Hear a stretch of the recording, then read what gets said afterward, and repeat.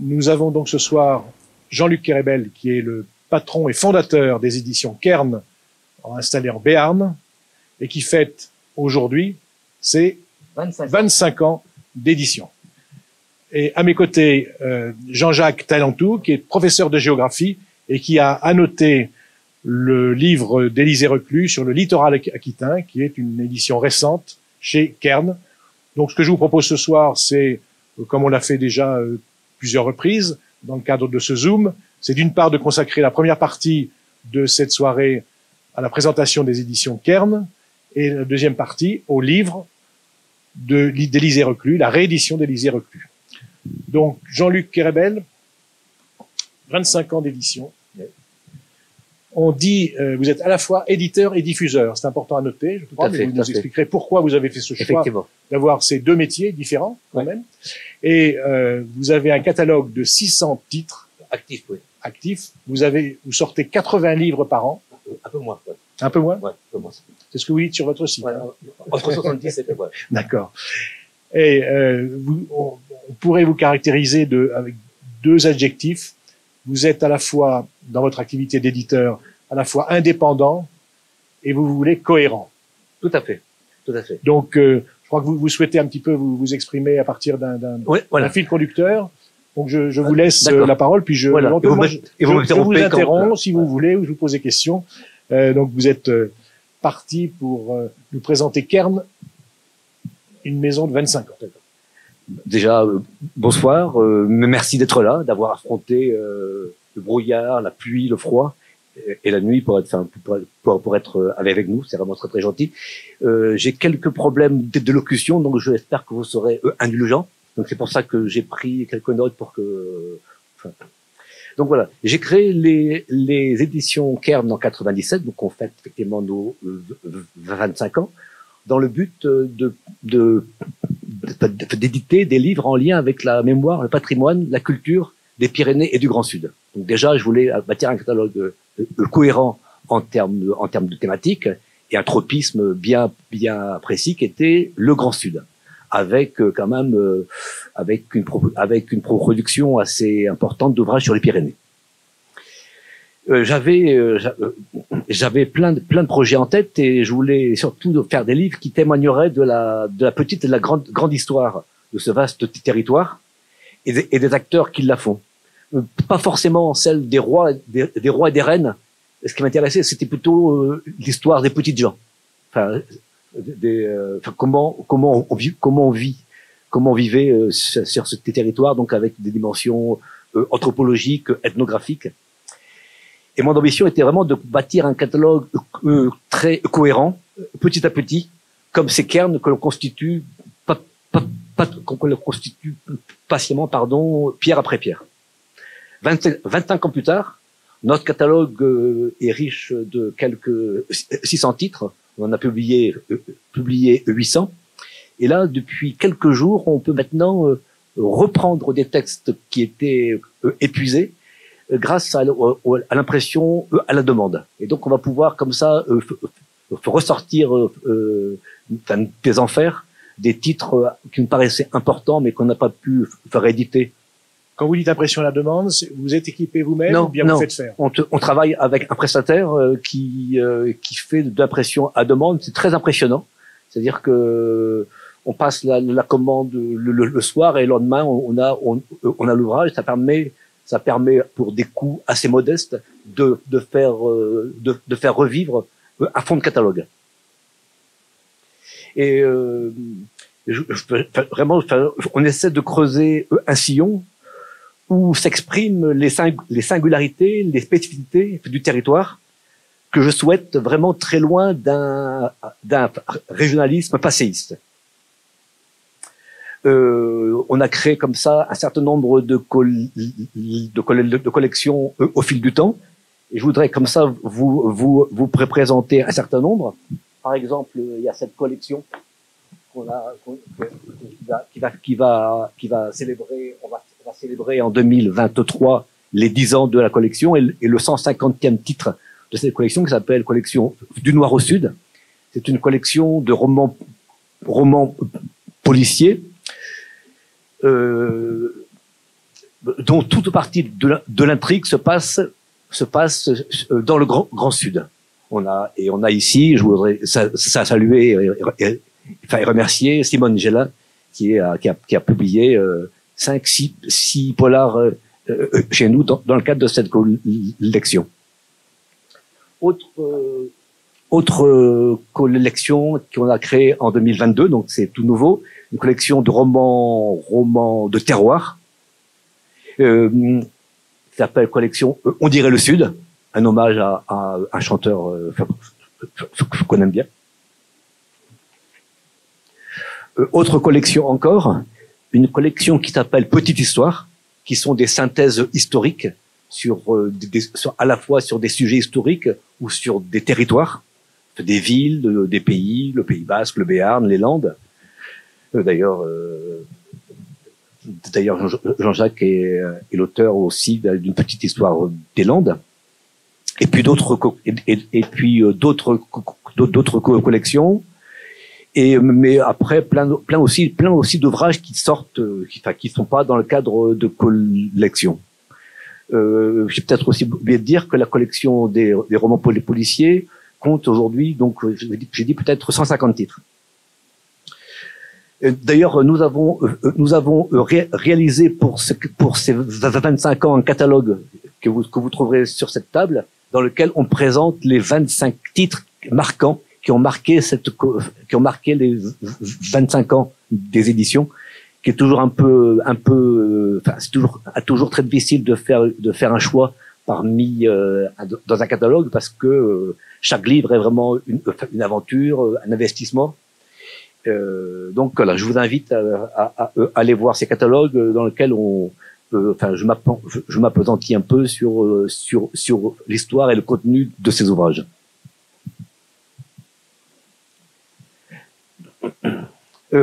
Si vous voulez, afin d'essayer d'incarner mon catalogue et que vous puissiez vous faire une idée de son contenu, je vais rapidement passer en revue quelques-uns des titres qui éclairent, qui incarnent notre politique éditoriale. Tout à l'heure, je vous disais que les Pyrénées étaient une composante importante, mais non exclusive du catalogue.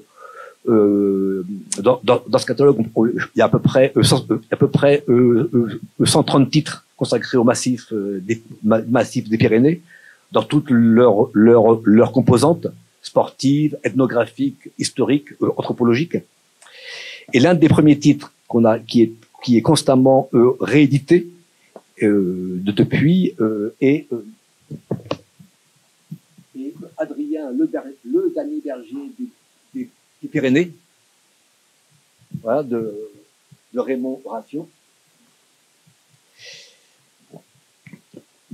C'est un livre qui vraiment qui raconte le basculement, comment à un moment donné on passe du monde des paysans aux agriculteurs, et que voilà, et c'était vraiment le berger qui était aussi un paysagiste de la montagne. Donc c'est une histoire extrêmement intéressante.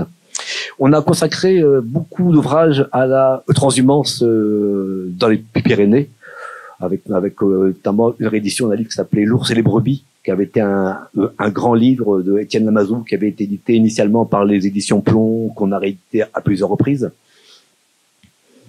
En créant les éditions Kern, j'avais aussi pour ambition de dépoussiérer, prétention, en tout cas je voulais dépoussiérer la littérature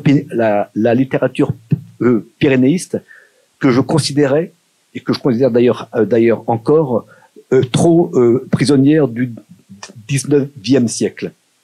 Des grands montagnards, des grands anciens, Russell, Schrader, on a du mal à sortir de cela. Et je me suis rendu compte que c'était pas aussi simple que cela, parce que étrangement, je rencontre peu de textes originaux. Les chercheurs ont, semble-t-il, déserté ce champ. Donc, ainsi, je suis ravi d'avoir pu éditer ceci, Passage. C'est un livre qui me tient à cœur. Passage, les Pyrénées du nord au sud et du sud au nord et inversement. de Marie Bruno et de Bertrand Genier, qui sont deux Bordelais, qui correspond assez bien au texte que je voulais éditer. Un beau texte enraciné dans son époque, mêlant rando, histoire, anthropologie, sociologie. Il rappelle que le massif pyrénéen, ce n'est pas qu'un paysage où on aime se promener, qu'on aime l'air qu'on y respire ou la beauté sauvage, mais qu'elles ne sont pas en dehors du monde, mais parcourues, habitées, aménagées. Et l'humain occupe une place importante dans cet écosystème complexe. C'est vraiment ça qui était vraiment ma quête. Et vraiment, je suis pas tout à fait parvenu à cette ambition-là et je regrette. Je vous pose une question. Les éditions Kern ont été créées il y a 25 ans, mais avant, vous faisiez quoi pour arriver à ce sentiment de réunir des auteurs, de traiter des sujets? Alors moi, je suis un pur produit du livre. Il se trouve que je suis issu d'un milieu extrêmement populaire. Et enfin, très tôt, j'ai compris que que le livre était ma planche de salut. Donc j'ai fait des études, j'ai fait un IUT métier du livre à Bordeaux. Et après, j'ai poursuivi un cursus à la fac en passant une maîtrise en sciences politiques et un DEA en sciences politiques.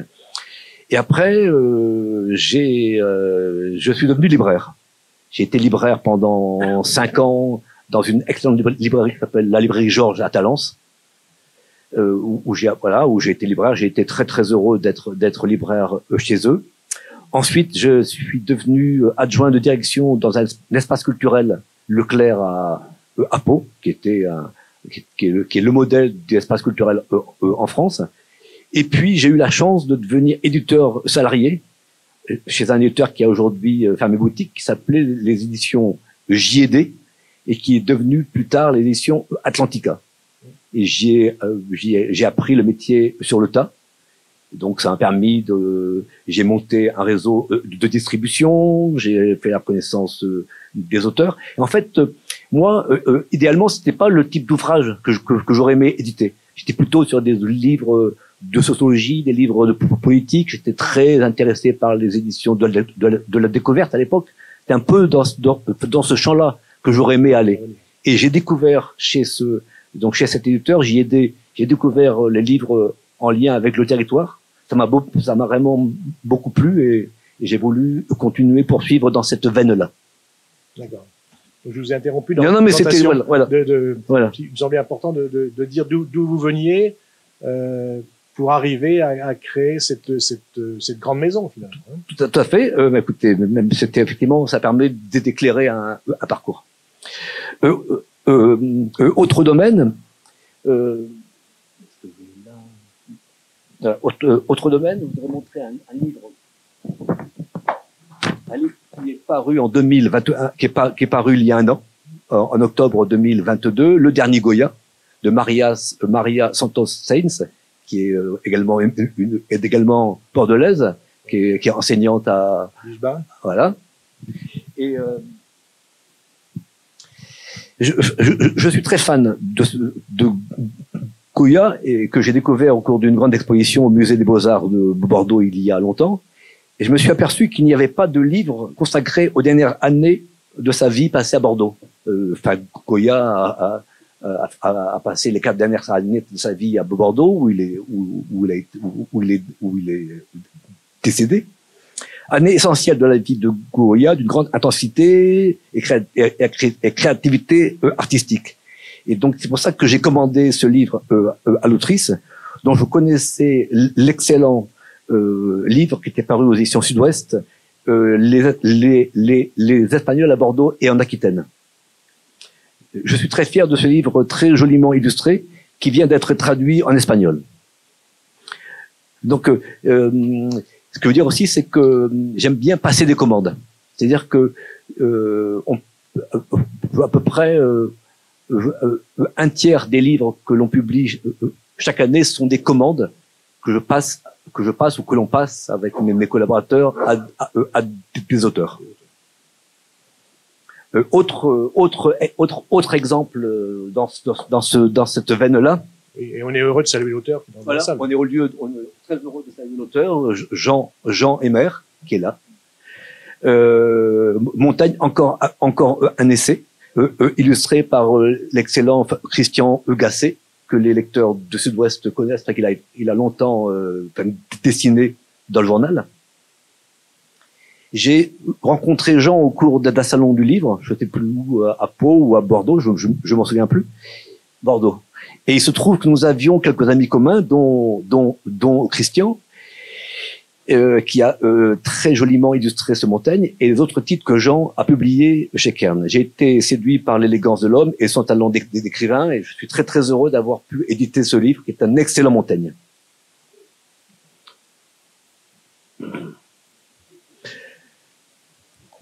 Voilà, donc c'est au cours de ce dîner, auquel assistait d'ailleurs aussi Michel Ituria, donc dessinateur que tout le monde connaît pour les 30-40 ans 40 ans. 40 ans au journal. 40 ans de dessin.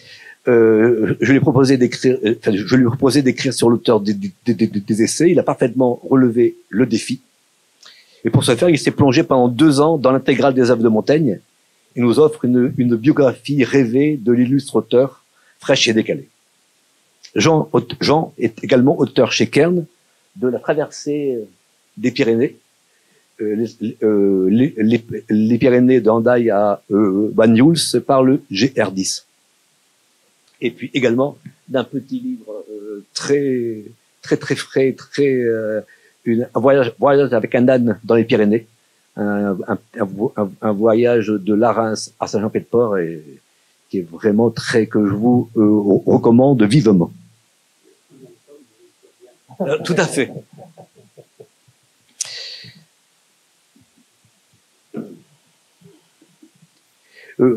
L'histoire et l'anthropologie sont l'une de mes passions. Aussi sommes-nous très présents dans ces deux disciplines.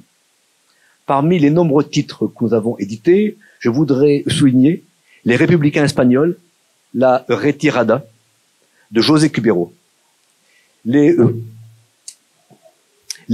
Républicains espagnols font partie de ma mythologie.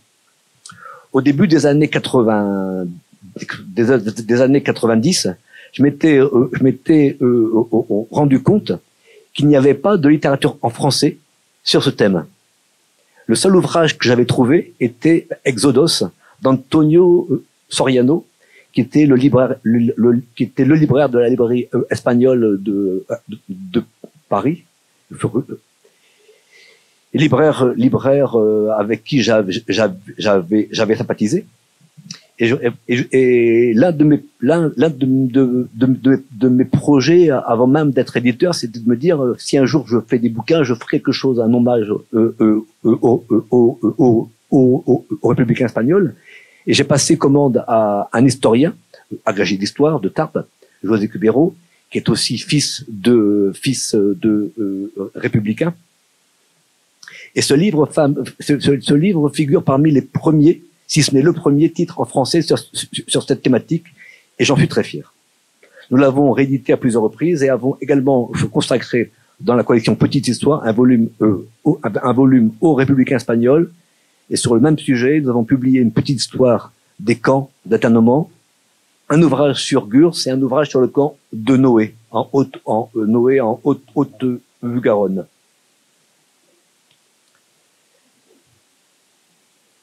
Voilà, je pourrais comme ça continuer longtemps à vous présenter nos titres, mais je risque de vous lasser et le temps nous est compté. Donc vraiment, je vous invite à aller voir notre catalogue et vous trouverez une présentation de tous ces titres. Parfait. En ouvrant cette réunion, j'avais cité 2 adjectifs. C'était pour votre maison d'édition, c'était à la fois indépendant et cohérent.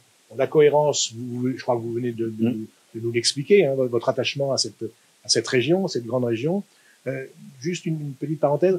Comment vous intégrez les 2 régions qui ont maintenant été rattachées à l'Aquitaine? Alors ça a été un vrai problème, et aujourd'hui on n'y est pas arrivé. C'est-à-dire que pour différentes raisons commerciales et raisons de réseau d'auteurs, moi en fait mon réseau d'auteurs il est plus sud-aquitain, il est plus occitan, Il est basque, il est occitan, mais il est pas du tout charentais, plutôt charentais. Donc, pour le moment, on reste plutôt sur ce territoire là. Vous n'avez pas d'intention de développement au nord de Bordeaux. Non, pour l'instant non. Et puis il y a des gens qui le font très bien. On a un concurrent qui le fait très bien. Donc qui est Geste. En l'occurrence. Oui. Voilà. Tout à fait. Et donc l'indépendance, vous avez toujours voulu garder cette. Tout à fait. Voilà. Et jamais vous vous rattachez à d'autres. Non. Pour le moment, j'en ai pas ressenti l'utilité. Pour l'instant, on se débrouille bien tout seul. J'ai de compte à rendre à personne. Donc, je peux faire les livres que je veux, comme je veux. Voilà. Alors, il y a un deuxième métier que vous avez intégré à votre activité, c'est celui de distributeur. Tout à fait. Je crois que c'est intéressant. Tout à fait. C'est-à-dire que dès le départ, le modèle économique reposait sur le fait que je voulais maîtriser toute la chaîne du livre. Depuis la mise en page des livres dans notre maison d'édition, dans notre atelier graphique, avec une salariée dédiée à cela.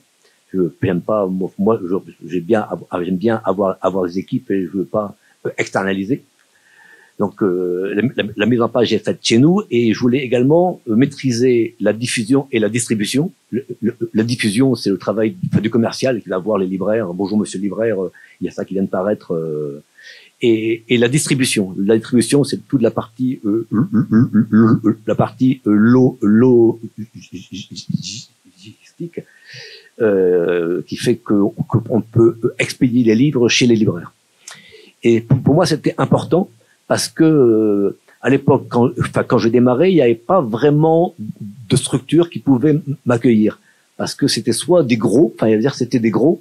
Et je voulais pas être le petit éditeur chez un gros distributeur qui aurait pas forcément bien traité les ouvrages. Donc je me suis dit que le meilleur moyen d'être en place en librairie, c'était de maîtriser ma diffusion. Et ça, je l'ai vécu en tant que libraire.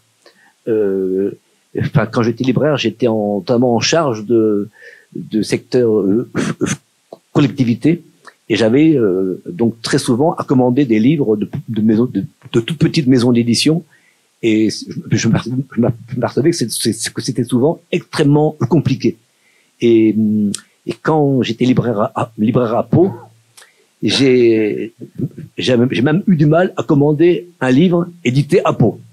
Ce qui veut vous dire le problème quand même de l'éditeur qui a du mal à avoir accès aux librairies. Donc pour moi c'était essentiel de pouvoir maîtriser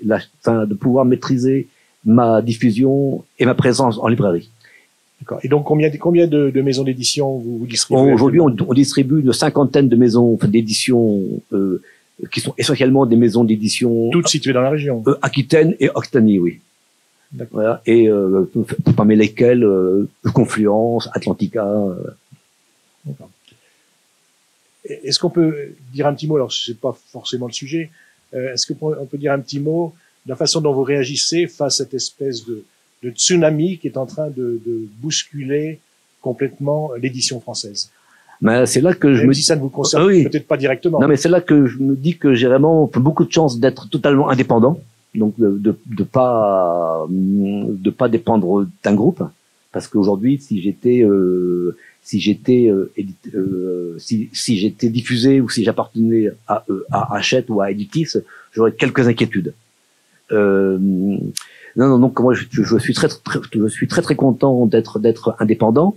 Non, je disais tout à l'heure, je suis plus inquiet par exemple par une maison qui s'appelle MDS, qui est une filiale du groupe Michelin, qui a beaucoup grossi, qui a pris beaucoup de maisons d'édition en diffusion. Et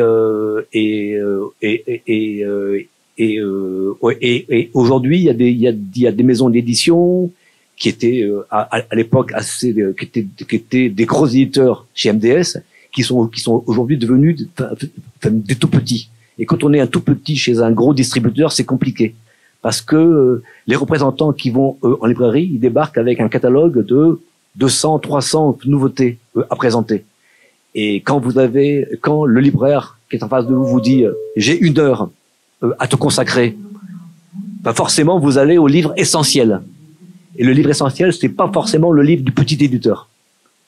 Voilà. Donc voilà, c'est pour ça que vraiment je suis très très heureux de pouvoir maîtriser ma diffusion en librairie. Il faut quand même être conscient que chaque année est produit 65 000 livres. Alors, j'ai plus les chiffres de l'année, mais en tout cas c'est entre 60 et 70 000 livres par an. Et il y a, à part des librairies comme Mola, personne ne peut absorber une telle production. Donc forcément, si on n'a pas accès à la librairie, c'est compliqué. Est-ce que vous pensez que ça va modifier la production littéraire française? J'imagine qu'effectivement, peut-être pas à court terme, mais forcément à moyen terme, ça peut, parce que j'imagine que tous ces grands groupes qui investissent dans les maisons d'édition, c'est pour avoir un retour sur investissement. Et édition, c'est pas forcément là qu'on fait des retours sur investissement importants. Quel est le prochain livre que vous sortez? Là, on sort un livre qui a intéressé les gens, les Girondins. On sort un livre sur la sorcellerie dans les églises en Gironde.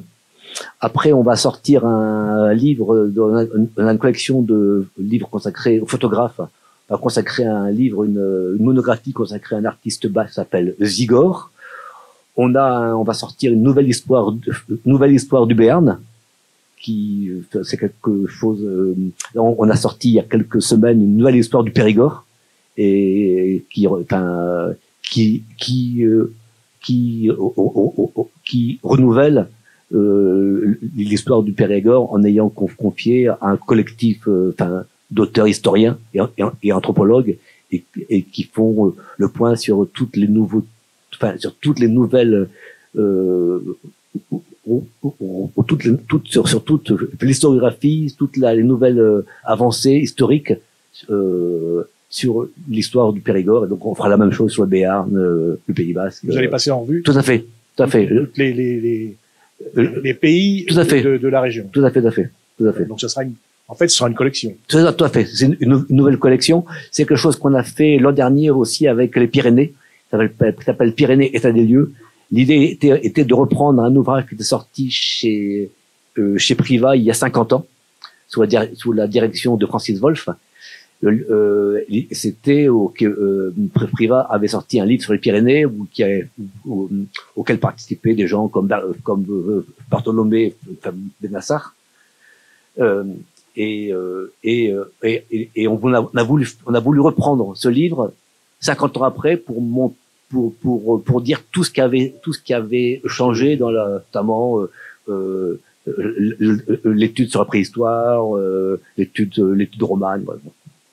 D'accord. Est-ce qu'il y a une saisonnalité de l'édition? Il y a quand même 2 périodes quand même pour nous assez importantes qui sont les mises en place d'été.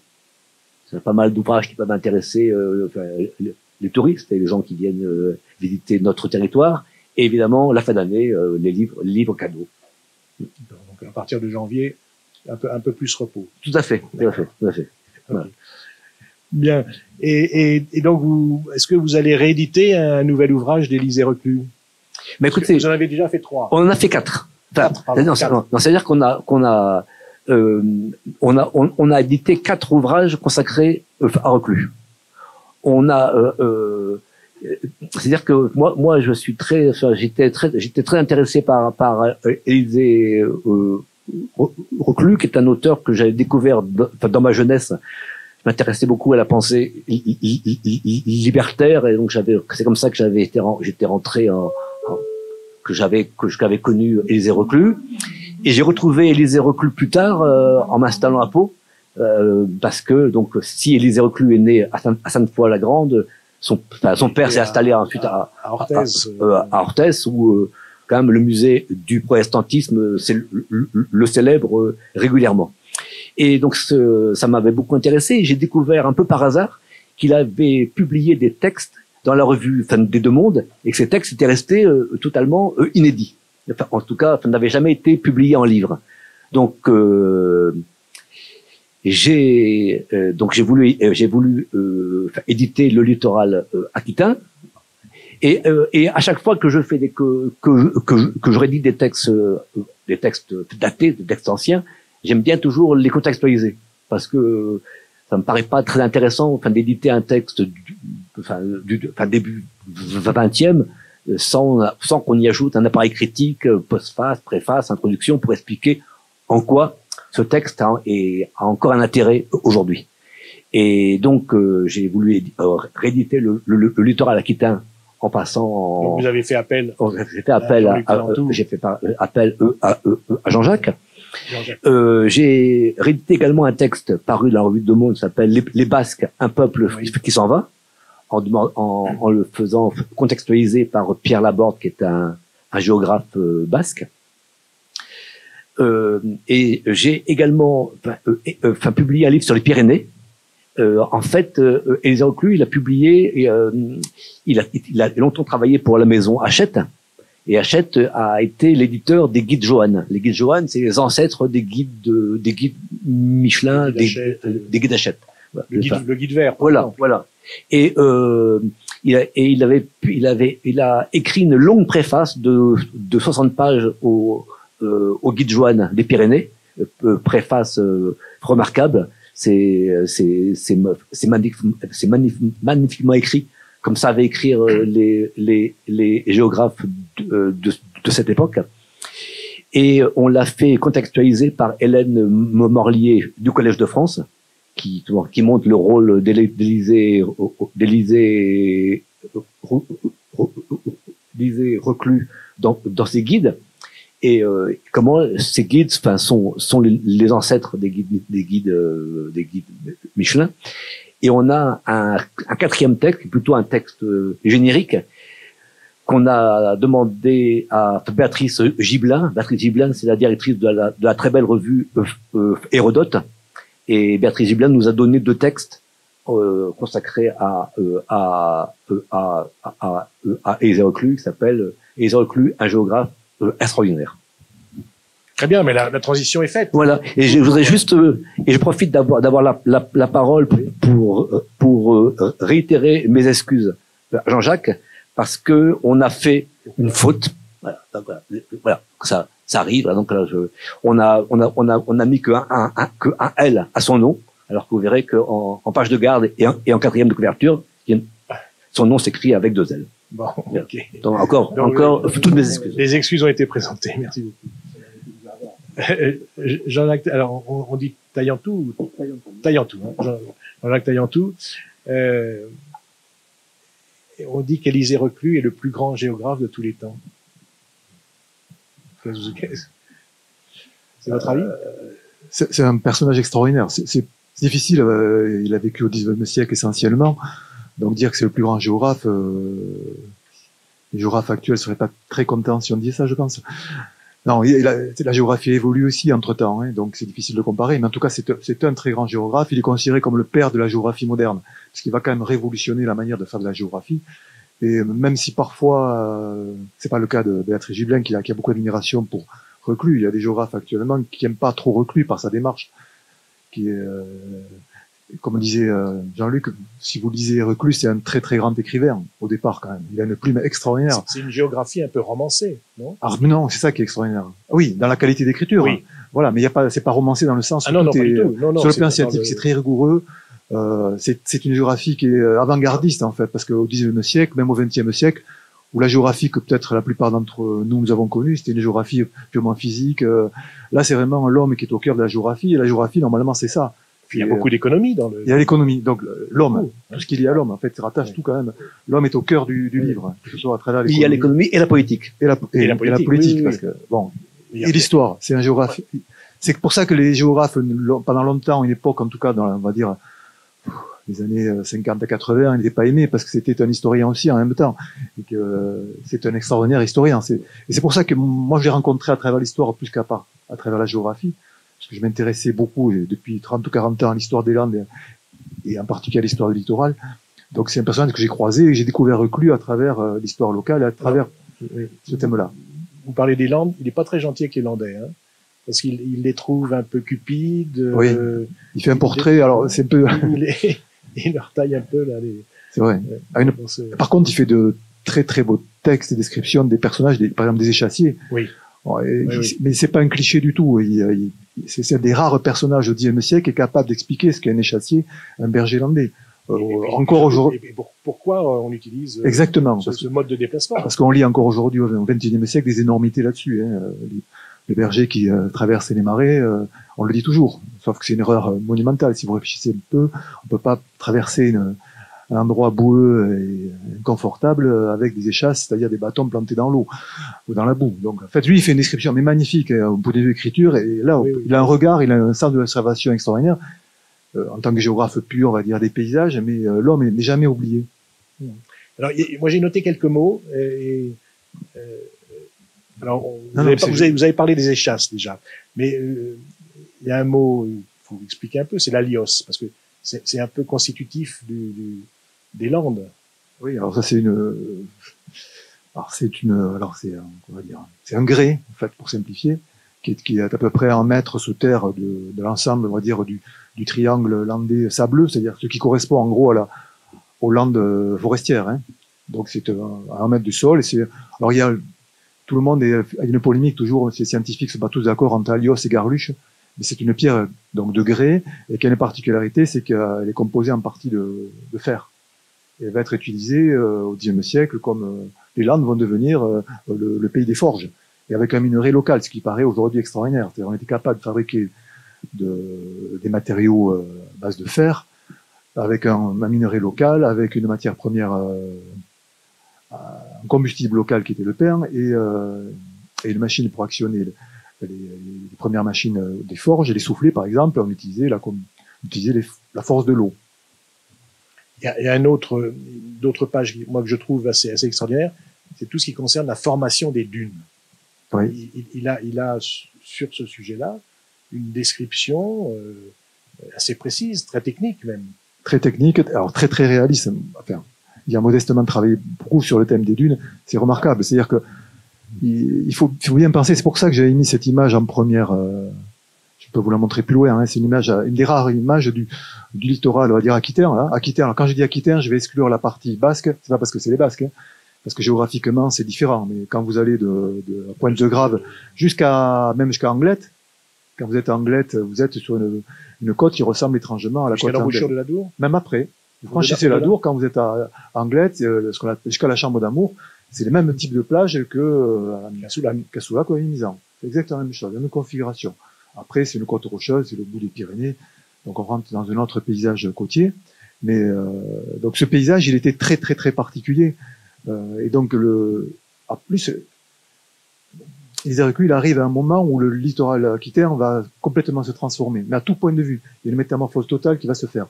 Il arrive au moment où cette métamorphose a lieu, ou a commencé déjà depuis 20 ou 30 ans. Et donc c'est l'année dernière qui va pouvoir décrire le système dunaire qu'il y avait à l'époque. Alors le système dunaire, il existe toujours aujourd'hui, sauf qu'aujourd'hui il est fossilisé par la forêt. Parce qu'à cette époque-là, on parle toujours de la lande de l'intérieur des bergers sous Napoléon III qui a été conquise par le père. En fait, la première grande conquête, c'était bien plus tôt, c'est quand, sous l'autorité de l'État, le littoral aquitain a été fixé. Ce littoral qui était sableux, que vous avez sur l'image, avait tendance à se déplacer vers l'intérieur des terres. C'est pour ça que sur la côte aquitaine, même aujourd'hui, regardez bien, les villages, c'est-à-dire les villages où vous avez l'église, ne sont jamais en bord de mer. Il n'y a aucun village en bord de mer.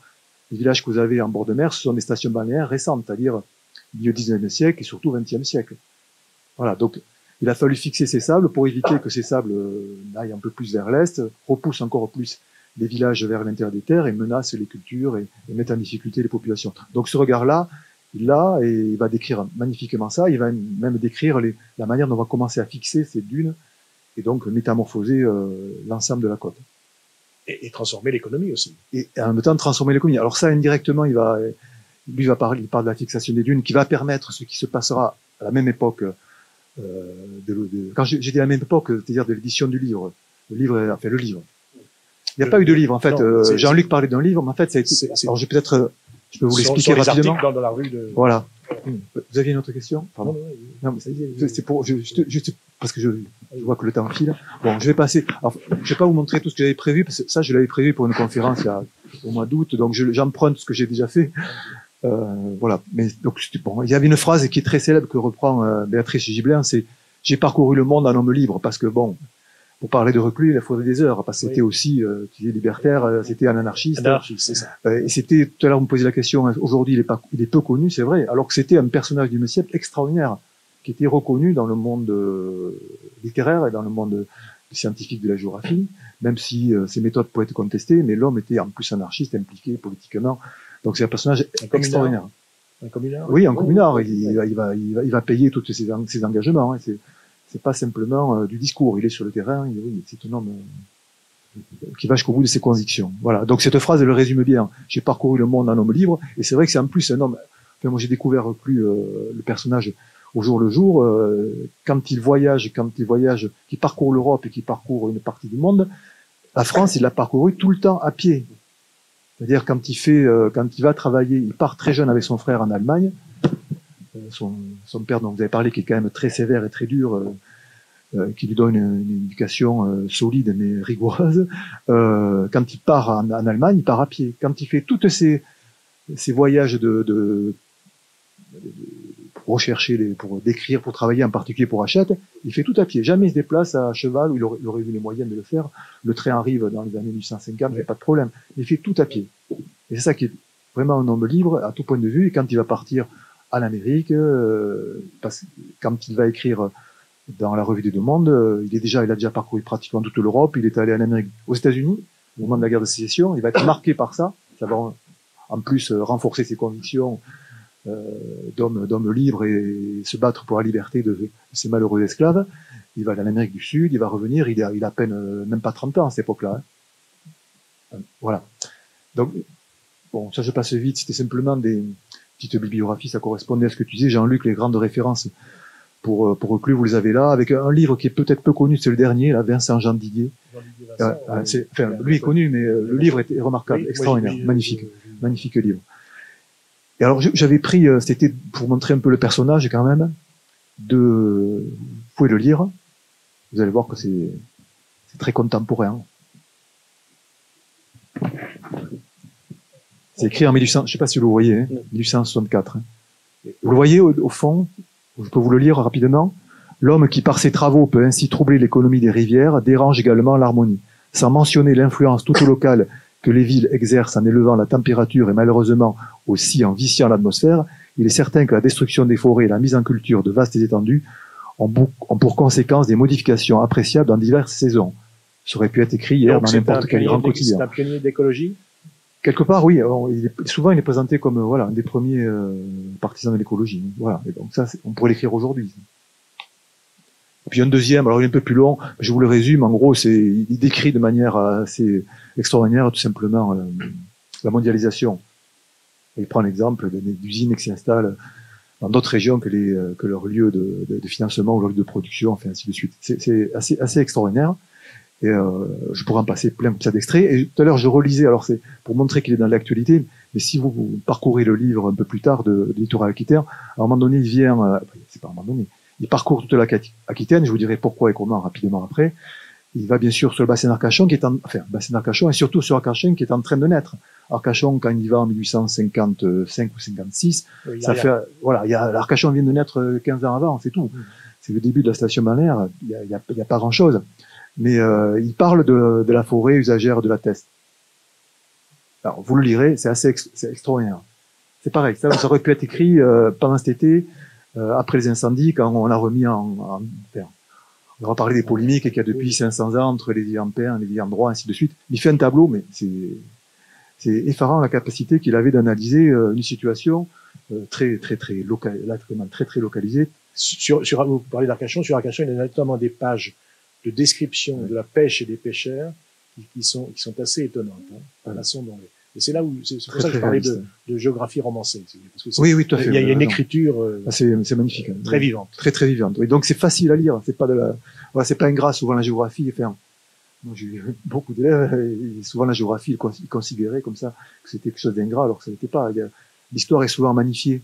Enfin, je sais pas si c'est l'impression que vous avez, mais Bon, c'est pas la mienne, j'aime les deux matières, mais c'est voilà, géographie souvent un peu méprisée ou peu appréciée. Alors, voilà, on arrive quand même au cœur du sujet. Donc, ça a été publié, en fait, le livre, celui-là, qu'a publié Jean-Luc, il n'a jamais été publié. C'est la première fois où les 4 textes voilà. En fait, sont publiés. En fait, il avait annoncé un article qu'il aurait appelé le littoral français. Alors, ce qui laisse entendre que il avait prévu de faire. Voilà, tout à fait. Voilà. C'est exactement ça. Et en fait, seuls 4 articles sont parus, ce qui sont les quatre articles qui figurent dans notre livre. Voilà. Et qui nous intéresse directement. Voilà. Exactement. Voilà. Et la suite, en fait, il la fera pas. Il n'y aura pas la suite du littoral français. Il le fera pas. Il le fera à travers la nouvelle géographie universelle, qui est une somme extraordinaire. Voilà, juste quelques chiffres. La nouvelle géographie universelle, c'est 19 volumes écrits seul ou avec l'aide de quelques collaborateurs. Une publication qui s'étire sur 18 ans. Près de 18 000 pages, 4 290 cartes et des milliers de gravures. Parce qu'il était cartographe, très bon cartographe. C'est un projet vraiment colossal. Oui, entre autres, parce qu'il a fait d'autres publications extraordinaires. En fait, on se demande une capacité de travail aussi exceptionnelle. Donc voilà, les 4 articles étaient parus dans le littoral. Donc il avait découpé, je ne sais pas si vous voyez les titres, mais en fait, c'est les 4 armes parties dans le livre. Voilà, on arrive au livre, la publication de Jean-Luc, là, que vous avez.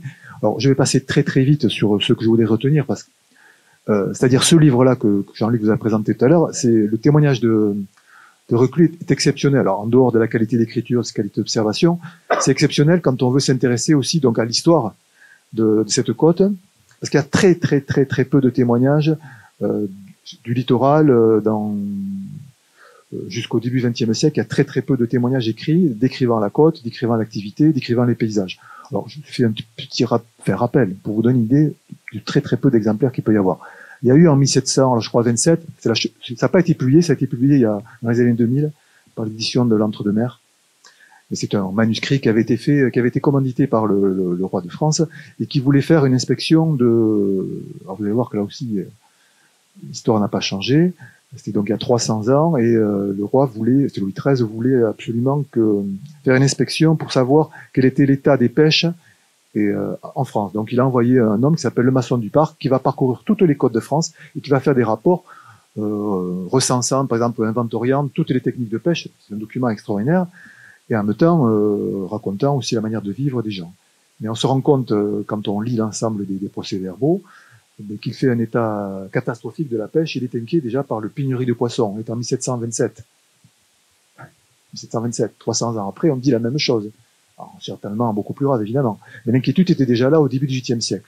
Donc tous ces textes-là vont être publiés. C'est le seul document qu'on ait du XVIIIe siècle qui va nous donner quelques témoignages des paysages et de la vie sur le littoral. Et puis il va falloir faire un bond d'une presque 100 ans.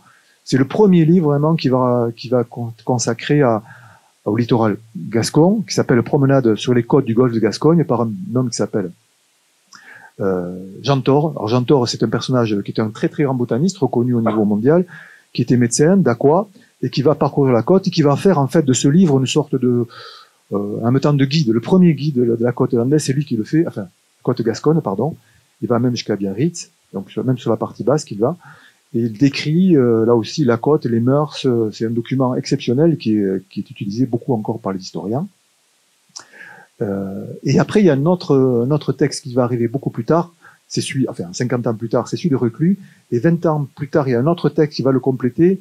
C'est un Bordelais qui s'appelle Dosatz, qui est médecin, et qui va parcourir lui aussi la côte, mais de manière encore plus précise sur le plan géographique. Il va vraiment faire le trait de côte de la Gironde à la Dour, et il va laisser un témoignage exceptionnel aussi de ces paysages-là. Et c'est pratiquement grâce à ces 4 grands textes qu'aujourd'hui qu'on peut avoir une image de ce qu'est le littoral. Alors donc, Élisée Reclus, justement, il arrive dans ce littoral qui est en pleine mutation. Alors, je ne sais pas si je l'ai mise après. Vous avez cette image là aussi, je vous la remontrerai peut-être plus loin, attendez. Je vais sauter un petit peu, parce qu'on n'aura jamais le temps. Parce que ça, c'était pas prévu pour aujourd'hui, ça. Hein. Mais voilà l'image, en fait, le littoral landais, alors un petit peu avant, hein, quand Élisée Reclus, mais il le connaît, ce paysage-là, parce qu'en fait, il est venu dans les Landes avant d'écrire ce qu'on appelle le littoral aquitain. Il est venu plusieurs fois sur la côte aquitaine. Et alors pourquoi il y vient souvent? Il faut pas oublier que Jean-Luc l'a apprécié tout à l'heure. Il est né à Sainte-Foy-la-Grande. Il a vécu Sainte-Foy-la-Grande. Il a vécu beaucoup à Orthès et il s'est marié en Dordogne. Donc c'est quelqu'un qui connaît très bien le territoire, son territoire. Et il parcourt ce territoire-là et dans la correspondance qu'il fait avec l'un de ses frères, et c'est une famille extraordinaire avec 5 frères qui ont des destins tous exceptionnels. Il y a une correspondance qui a été publiée, il y a des milliers de pages de correspondance avec son frère, et il raconte que donc il a un attachement fort pour la côte et en particulier pour le. Alors ça paraît bizarre aujourd'hui pour ceux qui connaissent le lieu, c'est le Boucau. Alors pour ceux qui connaissent le Boucau aujourd'hui, c'est pas un endroit qui est magnifique. C'est une zone industrielle, voilà, le paysage a complètement changé, sauf lui quand il y vit, c'était en 1855-56. C'est certainement un endroit magnifique. Moi, je connais bien le lieu. C'était logique. C'était sur une hauteur. Il y avait dominé la mer et dominé l'embouchure de la Dour. Et il y avait un paysage de forêt à côté. Donc, lui, il trouvait cet endroit magnifique. Il aimait Arcachon, mais il trouvait déjà les Arcachonnais un petit peu. Il pensait que c'était déjà la bourgeoisie, ce qui était le cas. Oui. Bordelaise qui s'y est installé. Et donc, il aimait bien les paysages, surtout mais avec l'arrivée du train.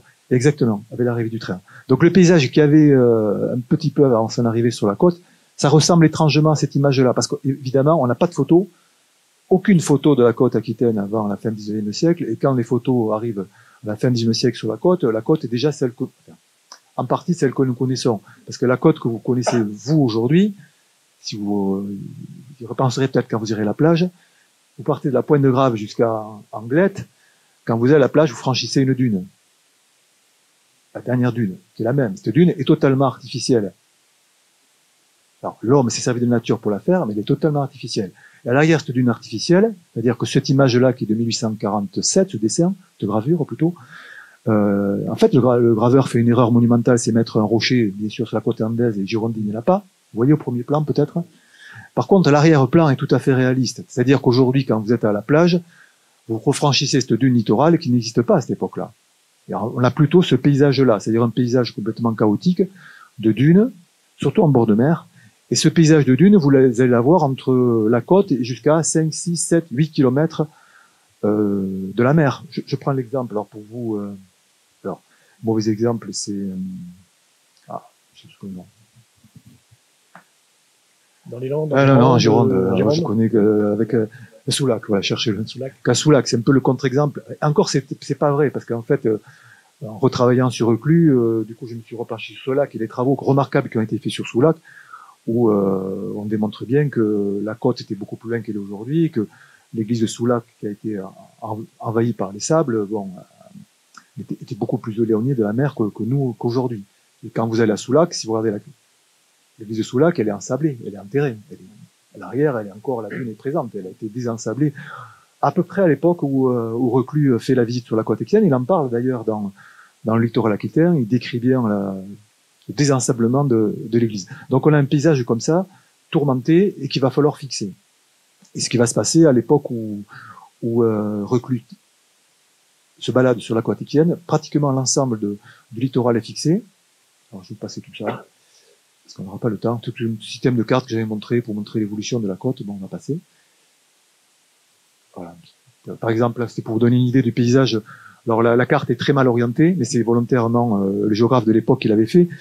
Ce que vous avez en bas, en fait, c'est la mer. Je vais juste montrer, ce sera plus facile. Voilà, là vous avez la mer. Ici, vous avez l'embouchure de la Dour. Donc oui, c'est très mal orienté, hein, avec le coude ici qui existe toujours à Bayonne. Là ici, vous avez la forêt de Chiberta, et qui porte le nom de Chiberta, qui a brûlé il y a 2 ans. Je ne sais pas si vous vous souvenez, c'est un incendie terrible. Et là, toute cette partie blanche et bosselée, en fait, c'est le système dunaire que vous avez vu sur l'image tout à l'heure. Là, c'est un document extraordinaire, c'est une carte de 1661-62, mais d'une extrême fidélité. Hein. Et ici, le petit trait blanc que vous avez, c'est l'ancien lit de la Dour. Puisque la Dour s'est jetée longtemps à Cabreton et à ce que nous, on appelle aujourd'hui Vieux-Boucau. L'ancienne embouchure. La Boucau en gascon, c'est l'embouchure, la bouche. Et à l'arrière, vous avez le paysage, si vous connaissez le sud des Landes, un peu tourmenté, qui ressemble un peu au Pays Basque avec des collines. Et par contre, là, vous avez la forêt, le Pignada, la forêt qui existe déjà au XVIIe siècle, contrairement à ce qu'on entend dire aujourd'hui. La forêt de Père n'a pas été inventée par Napoléon III. On retrouve dans le sol des traces de la forêt. Ah oui, encore aujourd'hui, oui. Oui, vous avez l'exemple à la dune de Pilat, où les archéologues trouvent régulièrement la présence du Père. Que du 19e. Voilà. Donc bon, je passe tout ça. Voilà, la fixe à dune, justement, ce que je vous ai expliqué. Donc il a vécu tout ça. Voilà l'exemple vous avez l'église de Soulac ici, en plusieurs exemplaires. Alors vous imaginez les travaux de restauration qui a eu lieu quand les Iroquois passent à Soulac, ils sont en train d'être finis. Alors vous parliez justement d'Arcachon. Il va à Arcachon, il fait aussi une très belle description des marins, mais aussi des pêcheurs, pardon. Mais il parle aussi de quelque chose qui va transformer l'économie d'Arcachon. Bien sûr, c'est le tourisme, mais aussi l'ostréiculture. Parce qu'il arrive à un moment donné à Arcachon, dans les années 1860, où l'ostréiculture est en train de décliner. Oui. En fait, là aussi, il y a pénurie, la production d'huîtres naturelles elle est tellement exploitée qu'il n'y en a pratiquement plus. Donc il y a les techniques qu'on connaît aujourd'hui qui vont être imposées par on va dire un biologiste, on dit aujourd'hui qui s'appelle Coste, et qui va mettre en place ces techniques qu'on utilise encore aujourd'hui au XXIe siècle. Donc il voit cette révolution là aussi, la station balnéaire, mais aussi le développement de l'ostréiculture. Et en même temps, il en parle aussi un peu plus tard dans le livre, quand il descend vers le sud, il insiste aussi parfois sur l'installation des premières, les embryons de stations balnéaires. Parce qu'en fait, les stations balnéaires, vous allez voir, elles obéissent en fait à une sorte de logique qui est liée vraiment à la géographie. Tout à l'heure, je vous parlais de ce paysage dunaire qui était pas fixé et qui va rester pendant très longtemps un obstacle pour aller à l'océan. Jusque dans les années 1840-1850, aller à l'océan, c'est pratiquement impossible. Vous partez par exemple de Mimizan, vous avez 5-6 km de dunes à franchir, de dunes nues. Aujourd'hui, vous y allez, tout est stabilisé, il n'y a pas de problème. Donc c'était un obstacle. Et le seul moyen, ou le moyen sûrement le plus efficace pour y aller, c'était utiliser les seuls cours d'eau qui se jetaient dans la mer. Il y en a très peu dans la partie girondine, mais dans la partie landaise, qu'on appelle les courants. Vous avez peut-être en tête le courant d'Uchette. Bon, mais le courant d'Uchette, c'est le dernier témoin de la configuration des courants au XIXe siècle. C'est-à-dire un cours d'eau qui essaie de trouver un passage à travers les dunes, et puis quand il arrive à bord de la mer, il bifurque vers le sud, comme le courant d'Uchette, parce qu'il n'arrive pas à trouver un passage. Et au bout d'un moment, la nature s'ouvre et il arrive à l'océan. Je vous rappelle, le courant d'Uchette, chaque année, est obligé de le rouvrir. Hein. Voilà. Donc ici, les petits traits que vous avez, je ne sais pas si vous êtes un peu loin, correspondent au courant. Et comme par hasard, à partir du XIXe siècle, et ça recule, en parle un petit peu, il constate qu'il y a donc une première implantation. Le P que vous avez sur les cartes, c'est l'installation d'un bateau qui s'appelle une pinasse. Alors, vous, proche du bassin d'Arcachon, vous connaissez la pinasse du bassin. Là, c'est une pinasse de côte qui existait aussi à Arcachon, mais qui est une pinasse qui va en mer, qui va pêcher en mer au filet, qui va faire une sorte de boucle, qui va ramener le filet à la côte. Ça, c'est à Vieux-Boucau, on est au début du XXe siècle, c'est anachronique, mais la technique était la même à la fin du XIXe siècle. Et donc, ces pinasses sont toutes installées aux embouchures. Et les embouchures de ces courants vont servir d'accès à la mer. Aller à la mer, c'est emprunter ce courant en barque et aller à la côte. Soit pour pêcher, soit pour ce qu'on appelle costiller, c'est-à-dire ramasser ce que la mer a jeté. Et puis, à partir des années 1850, c'est ce que va découvrir Élisée Reclus. C'est, vous allez avoir juste avant les stations balnéaires, vous allez avoir quelque chose de très important qui est complètement ignoré aujourd'hui, qu'on est plusieurs à défendre maintenant depuis quelques années, c'est la présence de la douane sur la côte. Et les premiers habitants de la côte girondine et landaise, ce sont des douaniers. Parce que la douane, à cette époque-là, avait un rôle important, et bien sûr d'éviter les contrebandes qui existaient déjà depuis très longtemps, mais aussi ce sont les premiers, moi je les appelle les premiers sauveteurs. Aujourd'hui on parle des sauveteurs côtiers, les premiers sauveteurs côtiers c'était les douaniers. Et les douaniers vont s'installer physiquement sur la côte, et quand ils vont s'installer, quand ils vont installer leur première cabane, et après plus tard leur maison de douanier, ce sera toujours aux embouchures. Parce que c'est le moyen d'accès le plus facile. Et à partir de ce moment-là, on arrive à l'époque où le dernier poste de douane qui existait sur la côte landaise, c'est cette photo-là que vous avez, et malheureusement cet été elle a été détruite. C'était scandaleux. Alors elle est sur la commune de Liténix, une petite station qui s'appelle Cap de Lomy. Alors c'est mon lieu d'enfance, ça en plus. Donc tout le monde a été stupéfait, elle a été détruite. C'était le seul témoin d'une douane dans l'état de fin 19e siècle, qui a été rasée. Bon. Parce que soi-disant c'était dangereux, il y a des squatteurs, enfin, toujours le même problème. Voilà. Donc, et à partir de la fixation des dunes dans les années 1830-1840, après l'endiguement des courants, les premières stations balnéaires vont s'installer systématiquement aux embouchures. C'est-à-dire les premières stations dans les Landes. Alors, je ne parle pas de la Gironde, c'est un peu différent parce qu'il n'y a pas les courants. Les stations, la grande station, c'est Arcachon. Les autres stations vont arriver un peu plus tard. Mais sur les Landes, c'est vraiment les embouchures. Mimizan, Contis, Huchette. Alors Huchette va pas se développer pour des raisons, parce que les propriétaires des maisons vont mettre la main sur le territoire. Il n'y aura pas de développement d'une station balnéaire. Ce sera Vieux-Boucau, Cabreton. Les premières stations balnéaires irlandaises, c'est ça. Vous voyez, les années 1840-1860. Et là, ceux qui s'installent sur la côte, ce sont les notables qui installent quelques maisons. Mais à partir de ce moment-là, l'accès à la mer est plus facile et on va voir les populations des villages voisins qui vont venir s'y installer. Voilà. Je vais m'arrêter là parce que je vois qu'il est 19h30. Voilà, et c'est, voilà, si vous voulez. 5 minutes de plus. Et Reclus, voilà, Reclus vous raconte tout ça parce qu'il l'a vécu, il le transmet très bien. Il raconte aussi un petit peu les mœurs des populations littorales. Alors là, il fait une petite erreur. Il présente là aussi, c'est peut-être l'autre erreur qu'il fait, c'est présenter les habitants de la côte comme des naufrageurs et des pilleurs. Bon, moi j'ai travaillé beaucoup là-dessus par ailleurs, pendant très longtemps sur l'histoire des pillages, mais c'est une autre histoire.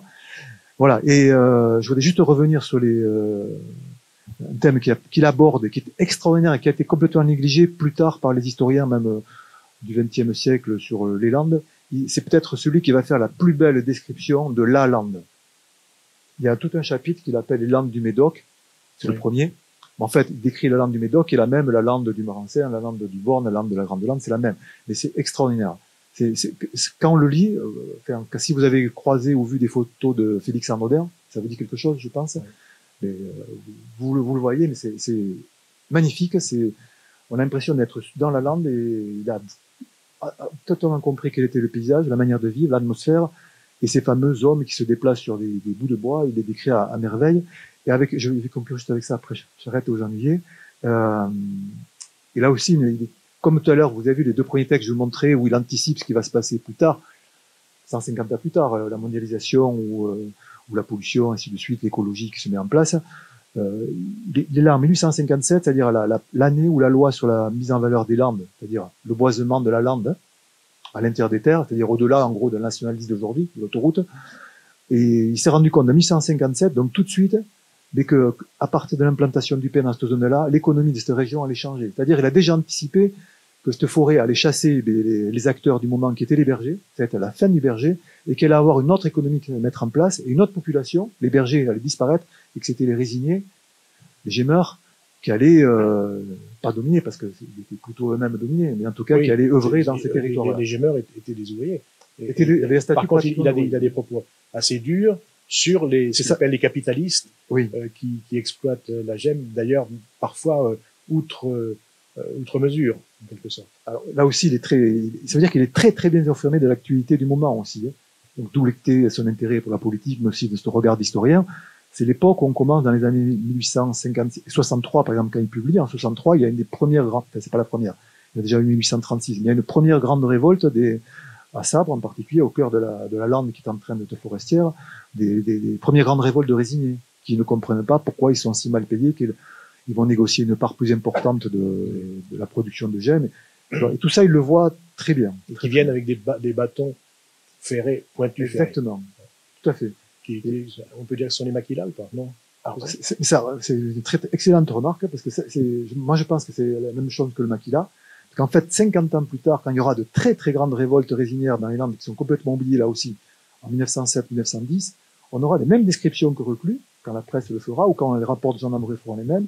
Donc ces hommes qui sont toujours avec un bâton et un bâton à bout ferré. Voilà. On a fait les 5 minutes d'arrêt de jeu, donc on est obligé d'arrêter. Merci à Jean-Luc Kerebel, merci à Jean-Jacques Taillantour.